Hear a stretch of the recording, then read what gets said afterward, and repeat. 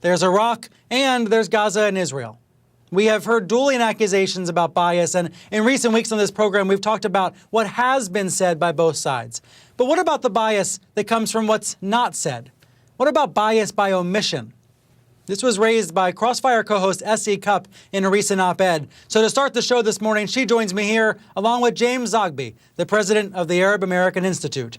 Thank you both for being here.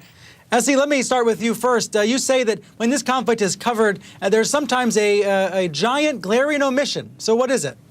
Yeah, and it's not sometimes. It's often. It's par for the course. In discussing the demands that Hamas has in the negotiations with Israel, most reporters omit the fact that Hamas's stated main priority, its main objective, is the total destruction of Israel and the annihilation of the Jews. See, I feel admittedly, I've watched a lot of cable news, but I feel I've heard a lot about that charter and seen that line quoted many times. You don't think it's come through enough?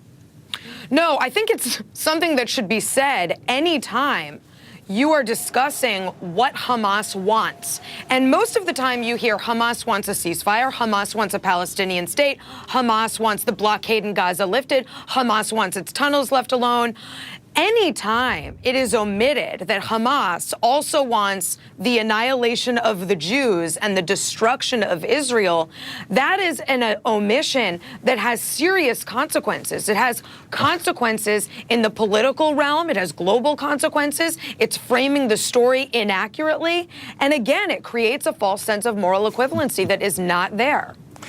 You know, that's one of the I'm sorry, I would like to be polite, but that's one of the most bizarre arguments I've heard. Let me say that if we adopted that line of argumentation, then every single time we mention Benjamin Netanyahu or his coalition partners, we'd have to also include parenthetically what they believe. For example, we'd have to say that in the Likud charter, there is a total claim for the entire land of Israel without Palestinians present in that land of Israel.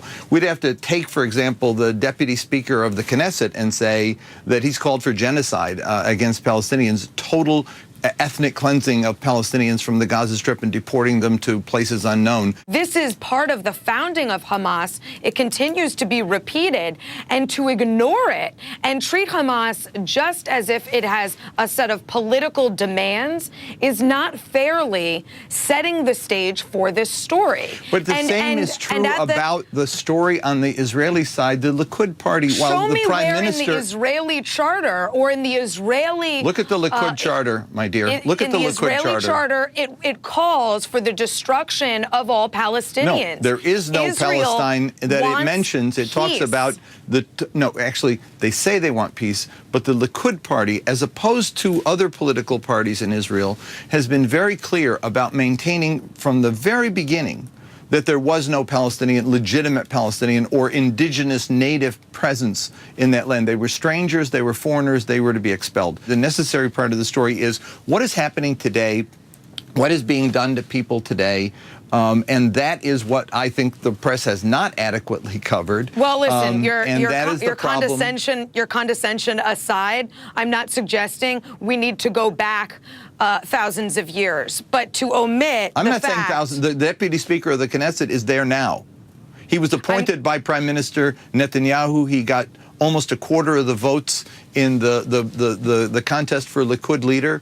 He is not an insignificant character. When he talks about total genocide... There is a desire in the media to create a balance in this story between Hamas and Israel. And it's something that we've seen play out, not just in this conflict, but in every time that we discuss these two players. And the balance simply does not exist.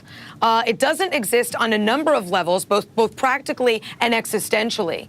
And I don't know if that balance, if the desire to create that balance is motivated by bias or simply a successful Hamas PR strategy, but it's dangerous both for the media and it's dangerous politically. Let me ask you, James, about something I noticed the other day. Outside CNN in New York on Thursday, there was an anti-Hamas rally that at times also felt like an anti-media rally. I'll put up a picture I took there. One of the posters said, "The media fuels terror." And I wondered what that meant. From your perspective, what could that mean, that the media fuels terror? Even the fact that they've had people on the ground in Gaza has created ire among some supporters of Israel who simply don't want that story told. It's as if there's a parallel universe going on here. Israel wants to devastate Gaza, but they don't want the story told about it